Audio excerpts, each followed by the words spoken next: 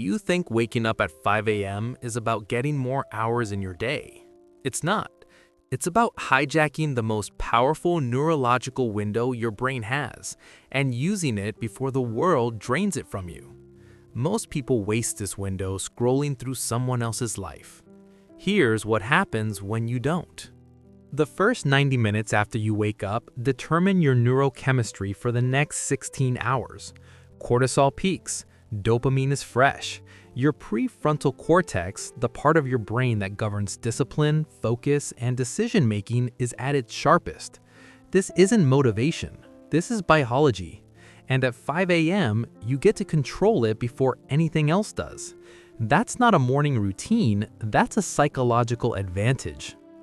First, prayer or stillness before productivity.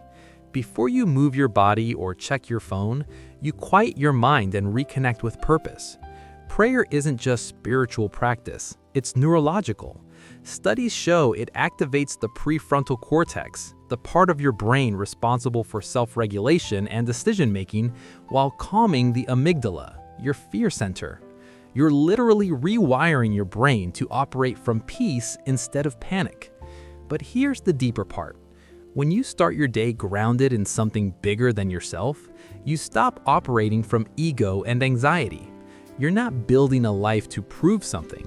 You're building it from a place of alignment. And that shift changes everything. Your decisions, your relationships, your resilience. Second, sunlight within 10 minutes of waking. Your circadian rhythm is controlled by light exposure. When you see natural light early, you trigger a cortisol spike that wakes you up properly and sets a timer for melatonin release 14 to 16 hours later. This isn't optional. It's how your body regulates energy, mood, and sleep quality. Skip it, and you're fighting your biology all day. Groggy mornings, afternoon crashes, lying awake at night. But get sunlight first, your nervous system locks in. You're alert now. You'll sleep deeply later. You're not just awake, you're optimized. Third, movement before thought. Your body needs to move before your mind needs to think. Exercise increases BDNF, brain-derived neurotrophic factor.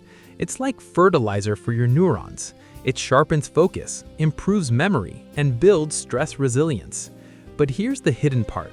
When you move first thing, you're teaching your nervous system that you're in control. You're not reacting to emails. You're not scrolling. You're acting on your own terms. That shift from reactive to proactive gets encoded neurologically. Over time, your brain learns to default to action instead of avoidance, to initiate instead of procrastinate. You're not just exercising. You're rewiring your operating system. Fourth, deep work before shallow work.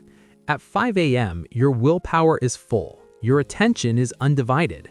No meetings, no messages, no urgency from other people. This is when you do the thing that actually moves your life forward.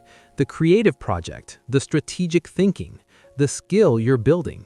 Psychologist Mihaly Csikszentmihalyi found that deep, focused work triggers flow states. And flow doesn't just make you productive, it makes you confident.